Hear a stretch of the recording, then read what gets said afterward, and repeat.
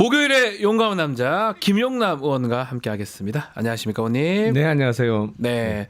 자, 윤석열 탄핵 심판 최종 변론 최후 진술 아마 그제 봤을 것 같은데 어떻게 예상한 대로 얘기를 한 것 같아요. 예, 정말 예상대로였어요. 예, 그대로. 그리고 얼마 정도 할 것 같냐, 뭐 네. 이런 질문도 받은 적이 있거든요. 네, 그래서 저 방송에서 봤습니다. 예, 그래서 1시간 조금 넘게 하지 않을까요? 그랬어요. 거의 다 그랬더니 맞췄어요. 그때 왜 그러냐 그래서 네.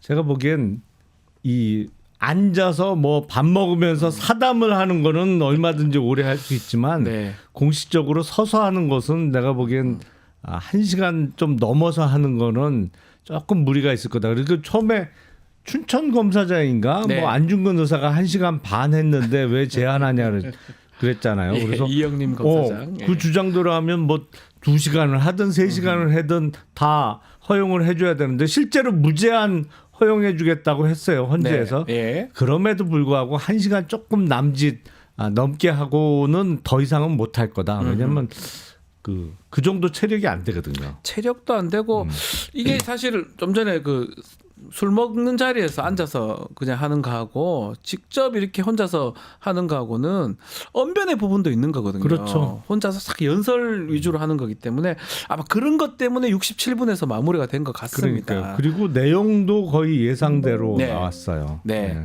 그래서 방송을 보는데 우리 김용남 의원님 요즘 인기가 좋으십니다. 항상 예측 잘하셔서 거의 다 맞추시기도 하고 시간도 거의 다 맞고 내용도 뭐 거의 맞아. 저는 신기는 전혀 없습니다. 예. 네. 아주 합리적인 분석을 하시는 게 아닌가 생각이 드는데 개헌 얘기를 했어요. 개헌 얘기. 네.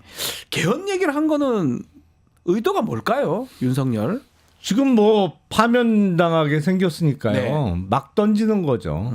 사실은 개헌에 대한 진짜 의지가 있었다고 하면 직무정지 당하기 전에 그 무렵에. 예. 예, 계엄하기 전에 계엄을 하지 말고 개헌을 하겠다.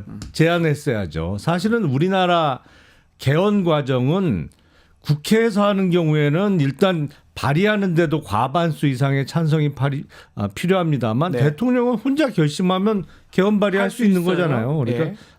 4년 중임제 내지는 권력구조 개편과 관련해서 개헌의 제안을 던졌다면 사실은 대통령이 전국 주도권을 쥐고 갈 수 있습니다. 그렇잖아요. 이제 네. 그때부터는 개헌 이슈로 모든 게 덮이면서 그리고 대통령이 제안하는 개헌 내용이 어떻게 될 거냐, 뭐 온통 관심사가 그쪽으로 쏠릴 수밖에 없잖아요. 그렇죠. 그래서 뭐 예를 들어서 스스로 내가 내 임기의 일부를 단축하면서 개헌 제안을 하겠다 그러면 진정성도 느껴지고 뭐 그렇게 흘러갈 수 있었는데 죄송합니다. 끝까지 욕심부리고 임기 다 채우고 그 임기 내에도 자기 욕심대로 하고 싶은 대로 다 하려고 네. 국회를 무력화시키기 위해서 개엄을 한 거잖아요. 개헌이 아니고 개엄을 한 거죠. 개엄을 했다가 이제 파면당하게 생기니까 갑자기 개헌 제안을 하는 건데 일단 진정성이 너무 없고요. 네. 그리고 뭐 지금은 직무 정지 상태입니다만 뭐 예를 들어서 한 2주 있으면 파면 당할 사람이 개헌 제안을 하는 걸 누가 귀에 담겠어요. 대통령실이 74일 만에 브리핑을 했습니다. 이게 아마 복귀가 가능하다고 보고 하는 건지는 알 수 없는데 이렇게 브리핑을 하는 게 이게 적절합니까? 야당에서 비판하던데요. 대통령실도 보면 참 개념 없어요. 개념이 없다. 네. 지금 직무 정지된 상태잖아요. 그러니까요. 그러니까 윤석열의 어떠한 행동에 대해서는 대통령실이 왈가왈부 내지는 보조를 하거나 보좌를 하면 안 되는 거란 말이에요. 지금은 직무대행한테 대통령실이 짜여져야 되는 거 아닌가요? 그래서 지금은 최상목 대행이 뭘 하는 거에 그거에 보좌 기능을 해야 되는 거지. 네. 뜬금없이 이제 파면당하기 일보 직전이고 더군다나 지금은 직무 정지되어 있는 상태인데 거기서 나온 얘기에 대해서 대통령실에서 어떠한 반응을 내거나 하는 거는 대단히 부적절할 뿐만 아니라 이거는 위법 같은데요. 예, 위법적 요소가 있어 네. 보이죠. 업무가 정지가 돼 있어요. 탄핵될 때까지 결정이 뭐 기각되든 인용이 되든. 근데 거기 지금 얘기를 한다? 뭐가 맞지 않아 보이긴 한데요. 그러니까 진짜 보면 구성 자체의 네. 문제 때문에 그런지 모르겠습니다만 진짜 개념 없어요. 개념이 없다. 자, 그리고 또 요게 논란이 됩니다. 최후 변론 과정에서 변호사 한 명. 이분이 시작할 때는 재판 시작할 때는 그게 유명한 사람이 아니었는데 끝날 무렵이 되니까 가장 유명한 대리인 변호사가 됐습니다. 김계리 변호사입니다. 네. 저는 개몽 받았습니다. 요게 아주 또 논란이 좀 되기도 하고 주목을 받았습니다. 개몽받은 계리가 돼버렸는데 네. 이름에도 개몽- 개자가 들어가서 개자가 또 그 개자라서 예. 그만큼 본인이 우매하다는 얘기 같은데 네. 사실은 계몽이라는 거는 우매한 사람을 깨우치는 네. 거잖아요. 그러니까 본인의 우매함을 드러낸 것 같긴 한데 일단 계몽령이라는 것 자체가 너무 억지인데다가 속속 드러나는 사실이 이른바 얘기하는 경고성 계엄은 전혀 아니었던 것이고 그리고 어느 나라 대통령이 경고성으로 계엄 선포하는 나라가 어디 있어요? 어디 있습니까? 말도 안 되는 소리. 일고의 가치도 없다고 저는 생각합니다. 아니, 법률가이잖아요. 그리고 저 자리는 의뢰인의 이제 파면, 의뢰인이 이제 윤석열이라고 가정했을 때 파면에 대해서 변호하러 나온 자리라고 봐야 되는데 본인 얘기를 하면서 아이 키운 얘기, 자신이 개몽됐다. 그 얘기를 하는 게 저도 변호사지만 야 이게 과연 저게 가능한 얘기인지 그리고 그것을 누구한테 하는 얘기인지 조금 저는 좀 스스로 자괴감이 들고 제 주위에 변호사들 왜 저러냐 이런 질문을 하는 사람들도 있더라고요. 저렇게 하는 게 맞는지. 그러니까 그 많은 국민들께서 네. 그 변호사 맞냐 뭐 이런 근데 그게 그러니까요, 꼭 그러니까요. 김계리 변호사뿐만 아니라 네. 그런 얘기 나오는 대목이 속속 등장을 했었죠. 그러니까요. 지금도 뭐 그러고 있고 그래서 이게 뭐랄까요 법조인들의 어떤 사회적 평가가 많이 지금 훼손되고 있는 상황 같아요. 네, 그것도 좀 씁쓸하다 생각이 듭니다. 자, 오늘 있을 마은혁 헌법재판관 후보자 권한쟁의 심판 이 10시에 선고가 있습니다. 또 결과는 어떻게 또 예상하고 앞으로 탄핵 심판에 영향을 미칠까요? 어떻게 보십니까? 결과야 뭐 글쎄요 이게 이제 절차상의 문제 지적 때문에 다시 변론 재개가 됐다가 결심하고 그 선고일이 잡힌 거잖아요. 네. 그래서 과연 그 권한쟁의 심판 청구를 국회의장이 할 수 있느냐 아니면 국회의장이 하기 전에 국회 의결이 필요한 거냐 요거에 대한 결론에 따라서 뭐 각하냐 그렇죠. 아니면 본안 결정에 들어가면 그게 문제가 없다 절차상 절차상 문제가 없다는 판단이 이루어진다고 하면 거의 권한쟁의에 있어서 국회의장 측의 승소는 예상이 되는데 그러니까 불법적인 하여튼 그렇죠. 조건을 못 갖춰서 각하되거나 아니면 만약 그걸 올라간다면 본안에 간다면 인용의 가능성이 높다고 그렇죠. 보시는 거군요. 예. 그래서 아마 그 거부하면 안 된다. 일단 임명해야 된다라는 결론이 날 가능성이 네. 매우 높아 보이는데 다만 이제 그럴 경우에 그러면 최상무 대행이 임명을 하게 되면 네. 그러면 이제 엊그저께 결심했던 탄핵 심판을 다시 변론 재개를 해야 되냐 그 문제가 생길 수가 있는 거죠. 그러네요. 그러니까 우리가 3인 합의부 재판을 하거나 아니면 단독 판사가 재판을 하는 경우에는 재판부에 변동이 생기면 구성원의 변동이 생기면 변론 재개를 해야죠. 네. 왜냐하면 그 재판에 참여하지 않은 사람은 선고에도 참여가 할 수가 하면 안 없으니까 되니까요. 뭐 단독 판사인 경우에는 당연한 거고 합의제를 운영하는 3명의 합의부 재판 중에 구성원 중에 배석 판사라도 변경이 생기면 변론 재개하는 게 맞는데 헌재는 원래 완전체는 9명이 맞는데 네.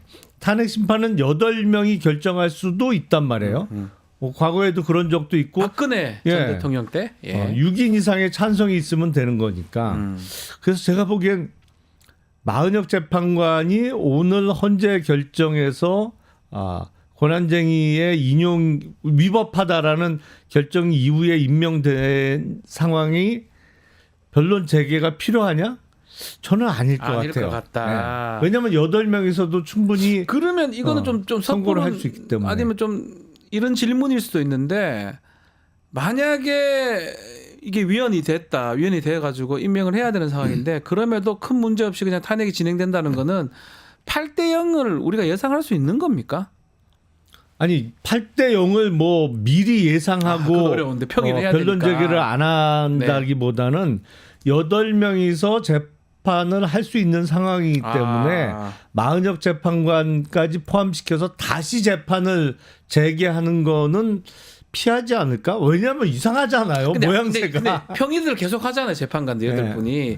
아마 이번에는 뭐 절차상 뭐 할 때마다 평의를 하는 모습이면 아마 알 것 같긴 하거든요. 얘기를 하시면서 저분이 판단은 어떻게 하고 있구나. 이 8분이 서로 그러면 굳이 이걸 시간 끌어서 9명까지 가야 되냐. 그런 것들도 아마 평의 과정에서 아마 느낌은 가지지 않을까. 제 개인적으로 그런 생각이 들거든요. 있겠죠. 아니 그리고 모양새도 이제 결심하면서 하고 싶은 얘기 다 해봐라. 다 들었는데. 그래갖고 다 했는데 또 하기는 좀 그러네요. 변론 재개해서 그 절차를 또 반복한다는 거는 조금 이상하긴 해요. 그래서 그 변론 재개를 하지 않으면 위법하면 뭐 당연히 그렇게 할 수 없겠습니다만 헌재 재판 자체는 뭐 8명이서도 선고가 가능하기 때문에 뒤늦게 임명이 되더라도 변론 재개는 안 하지 않을까. 안 할 거로 예상을 합니다. 그렇게 예상을 합니다. 자, 시아고님께서 대한민국 최고의 시사 천재 김용남 의원님 이렇게 글 주셨습니다. 아유 감사합니다. 예. 커피 쿠폰이라도 좀 보내주세요. 예, 있으면 정말 드리고 싶은데 어떻게 방법을 좀 고민을 해보겠습니다. 아니면 우리 의원님께 직접 주실 수도 있을지. 그럴까요? 알겠습니다. 예. 화제를 좀 바꿔보겠습니다. 자, 어제 명태균 녹취가 또 공개가 됐는데 여기 공천 관련된 지난 2022년 5월 9일 그때 녹취거든요. 눈에 띄는 것 중에 하나가 당시에 공관위원장이 윤상현 의원인지 몰랐다 이런 내용을 옛날에 얘기를 했었는데 또 배치된 내용이 또 공개가 됐습니다. 녹음이 무섭습니다. 아니 녹음도 무섭죠. 그러니까 모든 거짓말하면 안 돼요. 네, 모든 통화를 녹음하는 사람은 조심해야 되는 건 됩니다. 맞는데 문제는 이게 항상 보면 말버릇 같은데 선제적 거짓말을 한단 말이에요. 선제적 거짓말이요? 네. 나는 그때 공관위원장이 정진석인 줄 알았다. 뭐 이런 아니 그것도 공개된 장소에서 그러니까요. 대국민 거짓말을 한단 말이죠. 근데 그런 게 한두 번이 아니에요. 거의 보면. 뭐 많아요. 너무 많아요. 생각보다. 그러니까 일단 그거로도 대통령의 자격은 없어 보이죠. 그러니까 말 하나 할 때마다 딴 게 있을 거라고 생각하고 조심스럽게 국민 앞에서 얘기를 하는 게 일반적인데 그냥 막 던져버리거든요. 이거는 본인도 알 거 아니에요. 없을 거라고 생각하고 던진 거잖아요. 근데 안 들킬 거라고 그러니까요. 생각하고 거짓말을 하는 건데 이렇게 들킨단 말이에요. 들켜요. 그러니까 말하는 거 가만 보면 거꾸로 생각해야 되는 경우가 많이 있어요. 예. 그 아마 한동훈 전 대표 책에도 그 내용이 나온다는데 12월 4일 날 계엄 그 다음 날 만났더니 야 정치인 체포를 내가 지시했으면 방첩사를 동원했을 텐데 이번에 방첩사 동원 안 됐잖아. 근데 나중에 보니까 방첩사가 핵심이었잖아요. 동원 됐잖아요. 한동훈 대표 전 대표 얘기로는 방첩사가 갑자기 왜 나올까 이렇게 의아했다라는 거잖아요. 네, 묻지도 않는데 왜 방첩사 얘기를 할까 그랬잖아요. 그러니까 그게 바로 선제적 거짓말이거든요. 정말 진짜. 그러니까 하는 얘기가 가만 들어보면 예를 들어서 지금 이번 계엄은 와이프도 모르게 나 혼자 한 거야 이 얘기를 했었잖아요. 네, 그것도 참 그거 거꾸로 들어야 되는 거 아닌가? 라는 생각이 들어요. 보면 항상 그게 버릇이에요, 버릇. 그것도 맥락상으로 보면 굳이 할 필요가 없는 얘기를 미리 누가 묻지도 않았어요.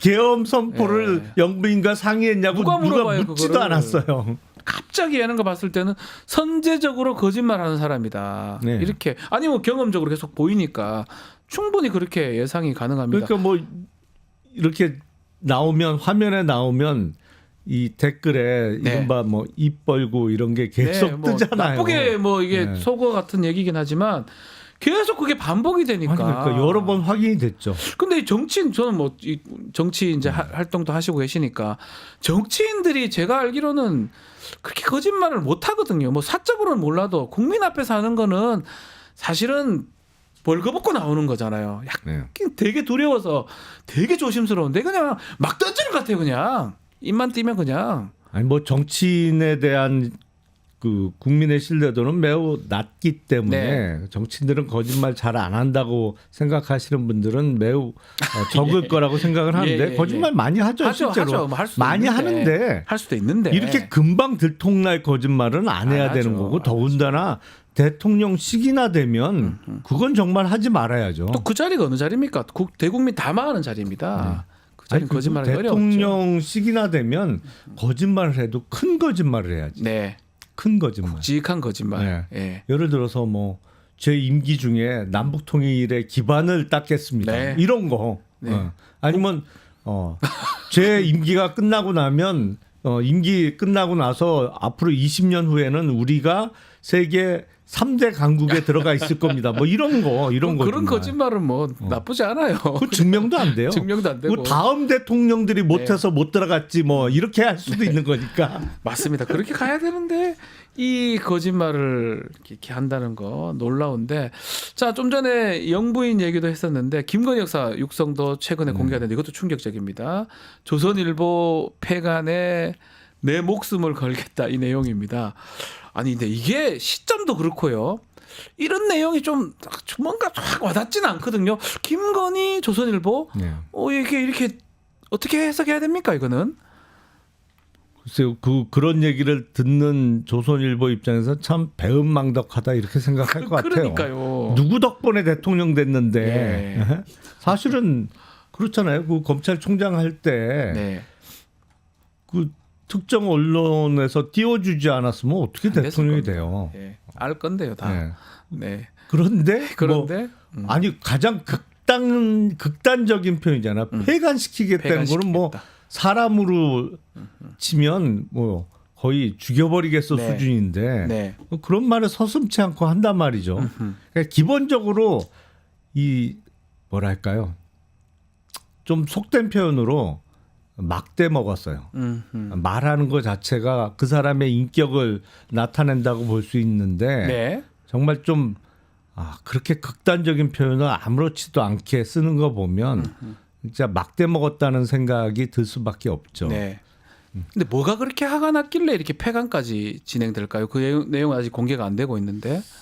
그게 일부 이제 그 아무리 우호적이라고는 합니다만 언론에서 무조건 다 잘한다고 칭송할 수는 없잖아요. 그렇죠.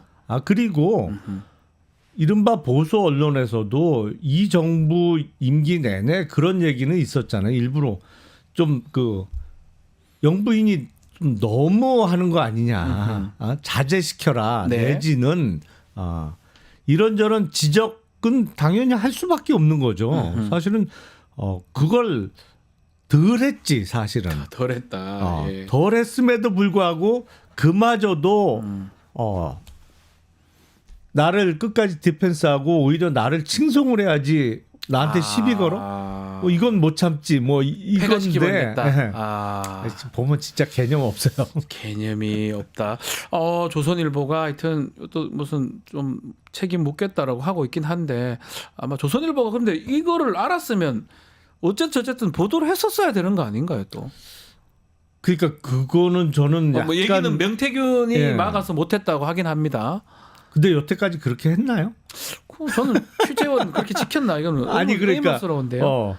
자료 입수를 더군다나 그 당사자를 통해서 한 상태에서 사후적으로 또 추가적인 동의를 안에 얻지 못하면 보도를 안 했나요? 여태까지? 납득하기는 어려워요. 되게 중요한 자료고 이거는 언론 기관이면 보도를 하는 게 사실 맞지 않나 싶은 생각도 드는데요. 아니 그러니까 더군다나 그 사람을 통해서 받은 자료잖아요. 내라는 거잖아 어차피. 조금 이상해요. 납득 여태까지 해결이 그렇게 안 한 거로 알고 있는데. 그러니까요. 네. 조선일보. 네. 한번 지켜보기로 하고요. 자, 한동훈 전 대표 책 출간 얘기도 좀 해보면, 아유, 뭐, 인기가 있는 건지, 오픈런도 있었다 그러고, 어쨌든 간에 정계 복귀를 지금 뭐, 신호탄을 던진 거 아니겠습니까? 어떻게 좀 인기를 끌 수 있을까요? 보수층에 대해서? 글쎄요. 그 일단 당내 경선이 쉽지는 않을 만만치 겁니다. 않습니다, 그게. 예, 만만치 않을 거예요. 예. 그러니까 이른바 배신자 프레임에 일부 들어와 있기 때문에 이미 참 보면 그 진영에 있어서의 배신자 프레임에 한번 빠지면 네. 어렵거든요. 그러니까 유승민 전 대표 같은 경우에 지금 몇 년째입니까? 10년째, 몇 년째? 10년도 넘은 거 아니에요? 2015년, 10년 됐네. 10년 됐네요. 10년째 고생하고 있잖아요. 원내대표 시절 때 그 정세 없는 복지 허구다 그 얘기로 지금까지 가고 그러니까요. 있잖아요. 와, 못 빠져나온다 이 말씀인가요? 쉽지 않죠. 아니 근데 좀 이건 다른 질문이긴 한데 좀 정계 복귀하는 건 맞긴 한데 책 출간을 하면서 하는 방식 조금 옛날 방식 아닌가 싶은 생각도 들고 어떻게 보십니까 그 부분은? 근데 지금 다 올드하죠. 너무 올드한 거 아닌가요? 예, 책도 그렇습니다만 그 전에 이른바 정계 원로라는 분들 뭐 김종인 이렇게, 뭐 등등 예, 만나는 예. 것들. 그래서 나 같으면 안 만날 텐데 예. 저거는 이미지도 겹치고 네. 별로 그렇게 신선해 보이지도 않는데 왜 저럴까 그런데 아주 그 전형적인 패턴으로 나아가고 있어요. 네. 그러니까 글쎄 그게 얼마나 통할지 모르겠습니다. 예. 결국 그 한동훈 지금 대표 전 대표 옆에 뭔가 책사라고 표현해야 되나 붙어 있긴 한데 약간 좀 오래되는 좀 방식을 좀 택하는 거 아닌가 생각도 들어서요. 뭐 딱 그런 어떤 옛날 방식대로 탁탁탁 가는 것 같긴 합니다. 안전운전? 네, 안전운전. 근데 지금 시절이 좀 많이 바뀌어서 네. 저게 과연 맞는지는 글쎄요, 좀 지켜봐야 될 것 같은데 그 저서 얘기를 좀 해보면 계엄 당일날 그 뭐 체포 가능성을 언지를 받았다 여권 인사한테 그 얘기도 있었고 또 특히 지금 체포하는 그런 부분은 이 정도면 거의 확인되는 것 같거든요. 야당도 아니고 여당 당대표를 체포한다. 이 부분이 앞으로도 좀 논란이 될 것 같기도 한데요. 그렇죠. 그 여러 경로로 확인되는 네. 사실과 일치하잖아요. 그렇죠. 그러니까 막판에 비상계엄에 반대하는 메시지를 낸 게 체포 대상에 추가되는 사유였다고 보여지고 네. 그리고 나머지 야당 의원 내지는 특히 국회의장을 포함한 몇몇을 이렇게 지목을 한 것은 이게 비상계엄을 끝낼 생각이 없었다는 거에 대한 또 반증이기도 하고 네. 그리고 일단 체포 자체가 불법적인 것이고 예. 지금 보면 확인되는 거는 확실히 알 수 있는 건 진짜 미워하나 보다. 이거는 확인돼요. 우리 세간에 듣는 얘기로는 이재명 대표보다 한동훈 당시 대표를 아마 윤석열 부부는 더 미워했을 것이다라고 그랬을 얘기했었는데 것 같아요. 이거 보면 지금 그런 것 같거든요. 여당 대표임에도 불구하고 체포해서 어떻게 하려고 했던 거잖아요. 이 계엄 날 비하도 밝혔는데 그 당시에 탄핵 부결을 요구받았고 이런 것도 있었고요. 비대위원장 하지 마라 이것도 있었고요. 그거는 그 전 전에죠. 시점이겠죠. 예, 또 총선 전에. 김건희 특검법 관련해서는 법무부 장관도 하지 마라 등등의 얘기 여러 가지 좀 아주 합리적이지 않는 요구를 많이 받았던 것 같아요. 윤석열 측으로부터 그 얘기까지 지금 다 밝히고 있습니다. 그런 요구 받았을 네. 거죠. 뭐 그러고도 남았을 텐데, 그러니까 알 수 있는 건 하나는 그 뭐랄까 이게 이 정부의 국정 운영이 완전히 사심에 의해서 그러니까요. 좌우됐다. 뭐 예. 영부인을 지키기 위해서는 뭐든지 한다. 그리고 총선에서 공천을 갖고 자기 마음대로 이른바 공천 장사를 하려고 했다. 뭐 이런 것도 확인되는 것이고 두 번째 확인되는 것은 뭐죠? 그렇게 불합리한 요구를 숱하게 받았는데 마지막 얼마 전까지는 잘 지냈다. 그것도 놀랍다. 그 부분도 있네요. 이렇게 말도 안 되는 요구를 계속적으로 받은 거잖아요. 예. 당대표인데도. 예. 근데도 끝까지 잘 지내는 잘 지낸 겁니까? 아니면 잘 지낸 아니 척을 그러니까 한 겁니까? 막판에 틀어진 거지. 아. 그 전까지는 그 예를 들어서 법무부 장관 할 때도 이런저런 요구를 받았다고 네. 하면 정말 그 정의감이 있었다 그러면 장관직을 던졌어야죠 그때. 던지기도 하고 또 그 정도 됐으면 비대위원장이 되면 안 되던 상황 아닌가요? 비대위원장까지 돼버렸어요. 아니 그러니까 잘 지냈잖아요. 사실은. 그러니까 그런 내용을 책에 담는 게 글쎄요. 저 같으면 그런 지적을 하겠어. 그래. 이런저런 불합리하고 뭐 말도 안 되는 요구 많이 받았는데 최근까지는 잘 지냈네. 야, 이 결국은 이 내란 상황에서 계속 빠질 수 없는 게 김건희라는 측면이 계속 드는 게 이 부분이거든요. 네. 특검법도 아마도 상당히 부담스러웠던 것 같고 장관 그만두라고 요구도 받았고 나중에는 이것 때문에 계엄까지 일으킨 거 아니냐 이렇게 분석되는데 그렇다면 이 책을 유추해 볼 수 있는 게 한동훈은 다 알고 있었다고 봐야 되는 거 그렇죠. 아닙니까? 모든 것을 알고 있었는데 아니 계엄까지는 예상을 못했을 수 있겠지만 그 전 단계에서 어떤 스타일인지 본인하고 관계를 다 알고 있었다고 봐야 되는 거 아닙니까? 그럼요. 네. 또 김건희한테 문자도 많이 받았다고 그 우리가 이른바 익심 논란도 있었지 않습니까? 그런 거 봤을 때는 그 상황까지도 인식을 하고 있었다고 봐야 될 것 같은데요. 제일 잘 알고 있던 사람 중에 한 명인 그러니까요. 거는 틀림없죠. 네. 참, 하여튼 뭐 한동훈 전 대표 이제 아마 출사표를 던진 것 같은데 이 중요한 거는 결국은 당 이제 당내 경선이죠. 경선이잖아요. 당내 50, 경선. 50이잖아. 민심 예. 당심.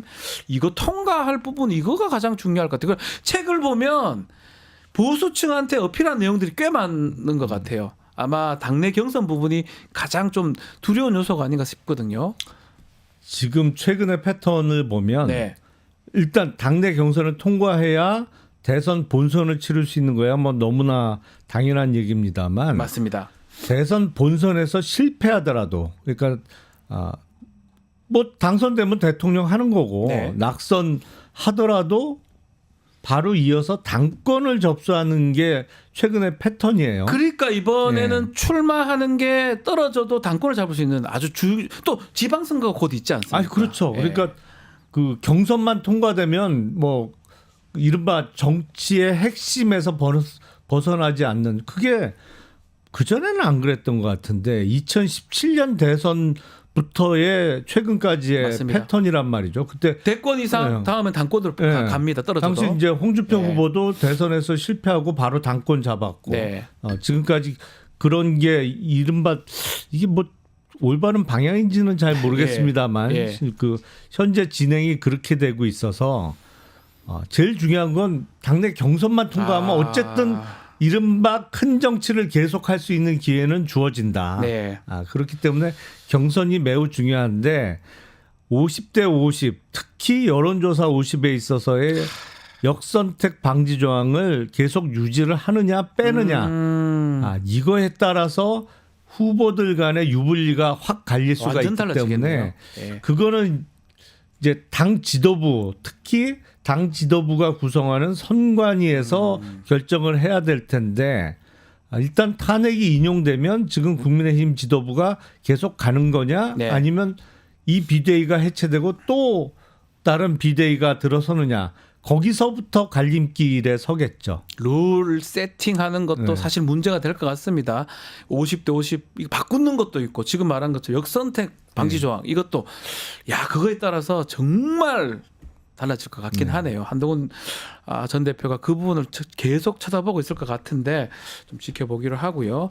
민주당 얘기도 조금 해보면 이재명 대표 선거입니다. 네. 공직선거법 2심 선고가 3월 26일로 이제 정해졌습니다. 이 결국은 시기상으로 봤을 때는 윤석열 탄핵 심판 선고 이후라고 봐야 될 것 같은데 3월 중순이면 네. 시기적으로 보면 뭐 대략 2주 네. 내지만 아무리 탄핵 선고가 늦어져도 일주일 후에 이제 항소심 선고가 3월 있게 10일 되는데. 전후가 될 것 같습니다. 15일 많아 늦어도. 아니 그러니까 3월 11일 날 하는데 별다른 무리는 없어 보여요. 3월 11일 날. 예. 근데 문제는 3월 11일 날 하면 60일 이내에 대선을 치러야 된다. 탄핵이 된다면 그러면 5월 11일 이전에 하려면 5월 7일인데 그날 또 공휴일이더라고요. 그렇죠. 그 부분이 조금 공휴일이 연속도 되니까. 그러니까 연휴에 붙은 날짜라 예. 그 선거일 잡기가 만만치는 않을 것 같아요. 토일 월화수를 딱 연휴로 잡으면 안 되지 않습니까? 투표율이 좀 많이 떨어지겠죠. 많이 떨어지지 않을까요? 예, 그것도 아마 선관위에서 그걸 정해야 되는데 그런 것까지 다 고려를 하겠죠. 그러면 4월 30일 날 해야 되는 상황이 되는 거고. 그러면 당내 경선을 얼마 20일이 아니라 얼마 못해요. 20일도 못해요. 예. 당내 경선을 룰을 바꾸고 하지도 못해요. 네. 바로 해야 됩니다. 그러니까 거의 탄핵 인용되고 한 보름 만에 끝내야 돼요. 경선 당내 15일, 경선을. 대선 한 달으로 바로 대선이 네. 되는 거잖아요. 이재명 대표 대법원 선거는 그 전에 날 수 있는 겁니까? 시기적으로는 어렵죠. 일단 결과가 어떻게 되냐면 항소심 선고가 있고 나면 이게 그 고등법원에서 대법원에 기록을 보내야 되잖아요. 그렇죠. 뭐 어느 한쪽은 상고를 할 거고 아니면 뭐 둘 다 양측 다 할 수도 있습니다만 상고가 이루어지면 고등법원에서 기록을 대법원에 보낸단 말이에요. 가야 되고요. 그러면 대법원에서 우리가 이렇게 소송 기록을 받았다라는 접수 통지. 접수 통지를 당사자들한테 보내야 되잖아요. 그것도 안 받는다고 뭐 며칠 끌기도 하잖아요. 그러니까 접수 그게 통지를. 바로 수령이 되면 예. 뭐 진행이 되겠습니다만 근데 소송 기록 접수 통지를 보내서 그게 수령이 돼도 네. 그 날로부터 20일 이내에 상고 이유서를 맞습니다. 제출하도록 되어 있단 상고장 말이죠. 제출 후 20일 이후잖아요. 소송 기록 접수 통지일 이후에 20일 이내에 상고 이유서를 제출하도록 되어 있기 때문에 시기적으로는 조금 그렇죠. 이래 봐도 저래 봐도 본선 전에 대법원 선고가 있기는 조금 어려워 불가능해 보여요. 보입니다. 한 달 안에 그게 이루어질 수 없기 때문에 늦어도 5월 10일 10며칠인데 저기 지금 3, 40일 안에 모든 게 해결될 수 없는 구조지 않습니까? 근데 그 보니까 네. 공교롭게 일이 이렇게 되는데 그 이른바 지금도 탄핵 반대 집회를 하는 입장에서는 네. 예를 들어서 3월 11일 날 탄핵 선고를 하면 결심 이후에 2주 후에 선고가 되는 거잖아요. 네. 그러니까 그런 주장이 가능할 것 같아요. 대통령 파면 같이 중요한 일도 결심일로부터 2주 후에 선고하면서 항소심 선고를 왜 결심일로부터 4주 한 달. 후에 한 달 후에 한 달 후에 이렇게 늦게 선고하느냐 이게 보면 아니 그건 전혀 의도하지 않은 건데 네. 이 그런 시비거리가 제공될 수는 있을 것 같아요. 결론적으로 공교롭게. 봤을 때. 네. 마지막으로 뭐 이것도 논란이 되는 것 같은데 만약에 이제 이재명 대표가 대통령이 된다면 이 공직선거법 대법원 사건 뭐 만약에 유죄가 됐어 과정했을 때 대법원 사건은 형사상 소추 예외 사유가 되는 겁니까? 그 소추 안에 재판이 포함되냐 안 되냐 이 논란이 되는 것 같은데요. 그건 철저하게 해석의 문제죠. 저는 이거는 없다고 보거든요. 사례는 없지 않습니까? 아니 그리고 우리 헌법 법률 어디에도 이런 없습니다. 규정은 없으니까요. 소추를 어떻게 해석하느냐 소추. 예. 헌법상에는 이제 불소추 특권이 규정되어 네. 있는 거고 그거는 그야말로 형사상의 소추 기소를 당하지 않을 특권. 물론 그것도 내란과 외환의 경우에는 네. 기소할 수 있고 지금 그렇게 진행이 되고 있는 구속됐죠. 상황입니다만 네. 그러면 이미 기소된 경우에 재판을 어떻게 할 그 거냐. 부분이잖아요. 이거는 순수하게 해석의 영역에 남아 있단 말이에요. 네. 근데 제가 그냥 법조인으로서의 저의 견해는 재판은 정지되는 게 맞다. 사실심 재판의 경우에 정지되는 게 맞다고 해석이 하는 게 맞아 보여. 대법원은 법률심이잖아요. 대법원은 법률심이잖아요. 그러니까 무슨 얘기냐면 1심, 2심, 4실심은 피고인이 직접 법정에 출석하는 게 원칙이고 아하. 그래야 되잖아요. 그러니까 우리 헌법에 불소추 특권을 대통령에게 준 거는 형사 사건은 신경 쓰지 말고 직무에 전념하라는 취지에서 불소추 특권을 부여한 것이죠. 물론 민사상 소송은 대통령을 상대로 얼마든지 할 수 있습니다. 그렇죠. 그건 하면 됩니다. 그리고 근데 문제는 민사는 당사자가 직접 법정에 출석 안 해도 돼요. 변호사가 대리인 네, 보내면 대리인이 됩니다. 나가면 돼요. 예. 그러니까 민사 소송은 가능하지만 형사 재판은 안 받게 해주겠다는 취지인 것으로 봐서 법정에 출석해야 되는 1심, 2심, 4실심은 정지되는 게 맞다고 네. 보이고 대법원은 피고인이나 뭐 이 당사자가 법정에 나갈 일이 없잖아요. 네. 기록 검토하고 법률 문제만 그 판단하는 법률심이기 때문에 그렇기 때문에 법률심은 정지가 안 된다고 해석이 가능할 것 같은데 제가 만약에 이재명 대표 측의 선거 캠프에 참모라면 네. 이런 주장을 하면서 그거를 선거에 활용하겠어요. 활용하실 것이다. 예. 오히려 그게 선거의 이점이 도움이 될 겁니다. 예. 알겠습니다. 자, 오늘 말씀은 여기까지 듣겠습니다. 김용남 의원과 함께했습니다. 감사합니다. 네, 고맙습니다. 유튜브 구독하고 실시간 채팅과 댓글을 남기시면 매일매일 7,000TTCO를 드립니다. 참여 방법은 통통물 어플을 다운로드하고 회원가입과 로그인을 해주세요. 마이페이지에서 나의 회원 고유 번호를 복사해주세요. 유튜브 구독 후 실시간 채팅이나 댓글창에 고유 번호를 한 번만 입력하면 준비 끝! 지금 유튜브 채팅과 댓글 쓰기 참여하고 7,000TTCO 받아가세요.